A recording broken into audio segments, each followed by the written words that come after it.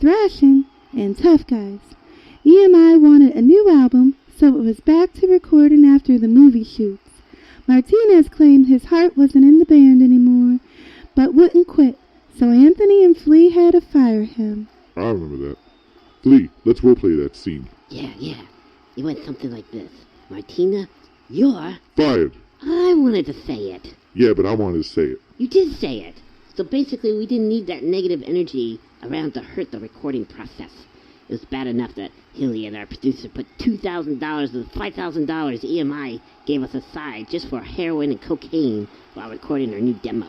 Jack Irons came back to play drums with the Peppers, and recording on their third album began. The band attempted to get Rick Rubin to produce the Uplift Mofo Party Plan, but he refused to due to excessive drug use within the band. Roleplay. My turn this time, Anthony. Okay, shoot. My name is Rick Rubin, and blah, blah, blah, blah, blah, drug use. Nailed it. My drug use was getting worse as well, like way over the top, and the band almost fired me too. That was when I called my mother, and she helped convince me to check into rehab. I tried to get Hillel to go with me, but he didn't feel his drug use was that bad. I quit taking drugs and wrote the song Fight Like a Brave on my way back home. I was pumped and ready to make music again. Great song. Thanks, man. That's amazing. You're able to get clean and start making some of the best music you ever have? Oh, I didn't stay clean for long. I went out and got drugs to celebrate our newfound success. Curveball! It's not where I saw your story going. It's about to get worse before it gets better, Sabrina. Stock, can you continue the story, please? I sure can, J.O. After touring in support of the Uplift Mofo Party, Slovak was found dead of a heroin overdose in his apartment. Jack Irons quit the band due to depression over Slovak's death, and yes, Anthony started using drugs again. I wasn't ready to quit making music, so I talked to Anthony, and we decided to continue in memory of Hilly. We went through a few different members, but we found what we were looking for. Too bad you two hasn't. What? Ignore him. He lives for song references. Even though they filled in nicely, we needed someone permanent who understood what we needed in a band. Like a guitar player and drummer. Yeah, Sabrina, but I think they mean chemistry-wise. They needed people who work well as a unit. You said unit. Remember how we talked about not always going for the low-hanging fruit? Listen, Sabrina, they needed to work well together, like a well-oiled unit. Machine, damn it! Too late! Who doesn't like it when it's well-oiled? Everything goes in smoother then. I'm confused. So, who's getting oiled up? Nobody, Sabrina. Well, except for the sock later, maybe. Oh, that's not oil. It's Astroglide. But back to the story.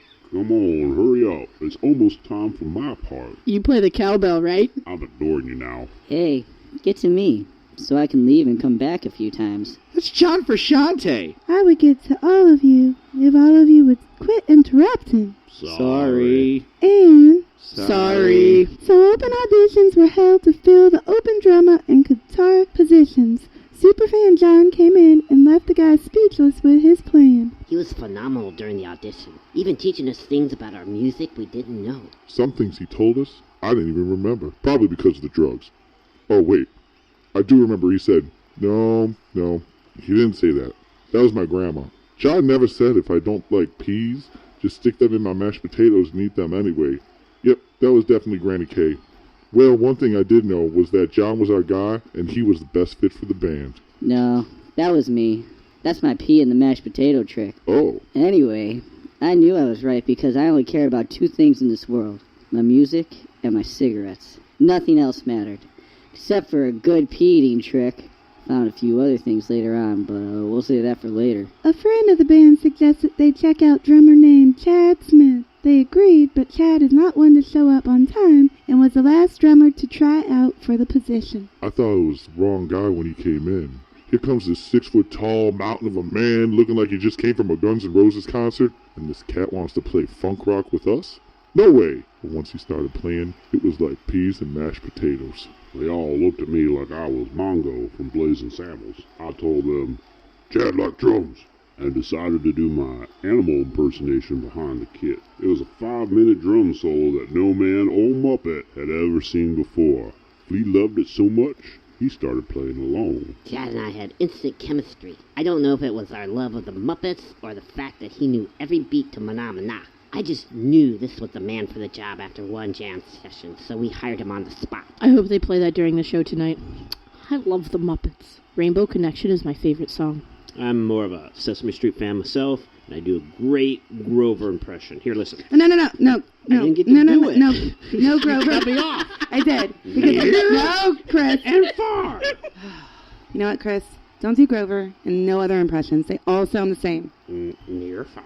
I don't know. His Grover didn't sound like a redneck at all. I think it's his British accents that all sound the same. Yeah, that wasn't bad at all. Jail's right. It's his British accents that sound like rednecks. I guess it was okay, but no more British accents for Chris. Wait.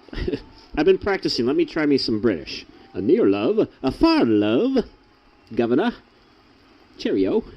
Pip pip. You guys sure go off topic an awful lot. How do people listen to you talk for so long? We bring in like a stellar supporting cast to keep us, moving along. Yeah, Sock, just keep going. I believe in you, Sock. I believe in Harvey Dent. Hey, no more Batman references for the show. Remember the Faraz Kyle rule?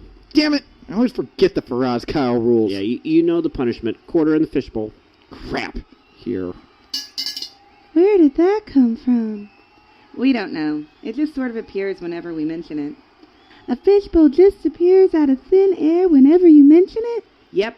It's like a curse that an old witch put on us. Only this witch was an AZA accredited marine biologist. What's those little scrap of papers in there for? To cushion the fish?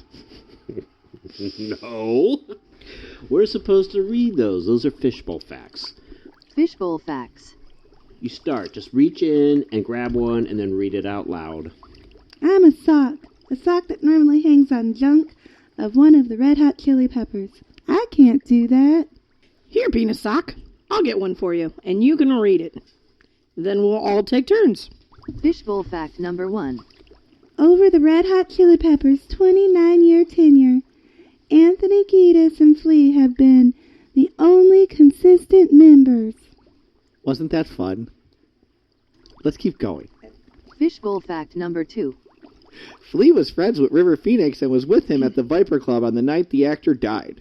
The two were meant to perform on stage together. Fishbowl fact number 3. Blood Sugar Sex Magic was recorded in Harry Houdini's old haunted mansion. Fishbowl fact number 4. Nirvana's Nevermind and Blood Sugar Sex Magic came out on the same day. Fishbowl fact number 5. Chad Smith also plays with an instrumental funk rock act called Chad Smith's Bombastic Meat Bats. They're not balls, they're bats. Meat bats. Bats. Do you meet the bat with the ball? Maybe. Fishbowl fact number 6. Anthony Kiedis apparently dated Sinead O'Connor, but she broke up with him via a note.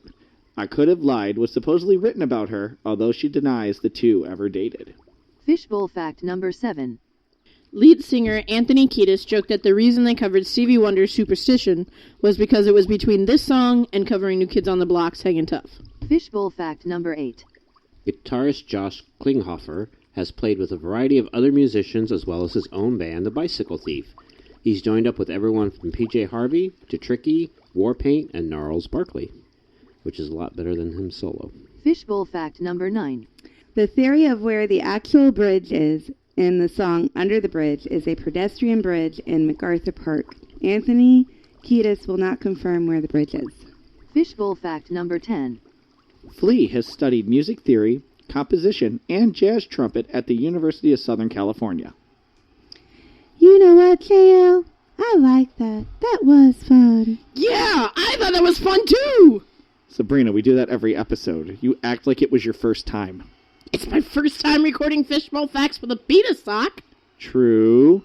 So, Penis Sock, as you were saying? Oh, yes. Well, after solidifying their new lineup, production began on a new album, Mother's Milk. It was released in 1989 and was their best-selling album to date. It peaked at number 52 on the Billboard charts, due mostly in part to a cover of Stevie Wonder's Higher Ground. It practically blended that funk and rock the band was known for in its early days. It was our first major success as a band, so naturally we wanted out of our record contract with EMI. We ended up signing with Warner Brothers Records and went right back into the studio. I was stoked to finally get to work with Rick Rubin. He didn't want to work with the band before I joined. but he was ready to now that we seemed more focused than ever. Anthony was writing lyrics like a crazy man. Chad was coming up with new beats just sitting on a toilet. John and I had come up with the groundwork on some new songs as well. We didn't have a complete album yet. I just figured you weren't ready to give it away yet. Damn you, JL, I was going to say that. I'm the song reference guy, remember? Oh, here's another quarter for the fishbowl. Sorry. Thank you. Actually, we just had to finish recording the album. I even had my brother-in-law film us making the album. We released the film under the title Funky Monks for everyone to see all the effort we put into the album. Blood Sugar Sex Magic was released in 1991. The first single release was Give It Away, becoming one of the band's most popular songs ever, and the song that brought the band its first Grammy. Subsequent hits released were Breaking the Girl, Suck My Kiss, and Under the Bridge. Under the Bridge was a song I wrote about my heroin addiction in my personal diary. I left the diary out one day and the band read that song, urging me to gain the courage to release my journey for all to hear. How was I supposed to know that would become the song that would turn us into rock stars? John and Anthony would fight all the time after shows. John hated the success, while Anthony was finally where he needed to be. Something had to give at some point, and that's when John left the band in the middle of the tour. I wasn't prepared for it at all. That's why I left like a dad going to the store for cigarettes, never to return. We reached out to Dave Navarro from Perry Farrell's band to fill in, but he was dealing with his own addiction issues. He was addicted to Jane, wasn't he? No, I apologize for that.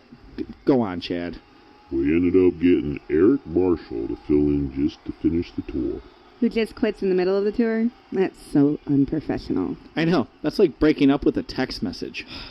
Or only cooking one Pop-Tart and putting the other one back in the wrapper, only the wrapper is all ripped and it doesn't fit anymore, so you grab a baggie and put the single Pop-Tart in that, wrapper and all, only to forget about it until months later when you just throw the whole thing in the garbage because Pop-Tarts aren't that great anyway. I don't know how to follow that. Penisok, continue, please.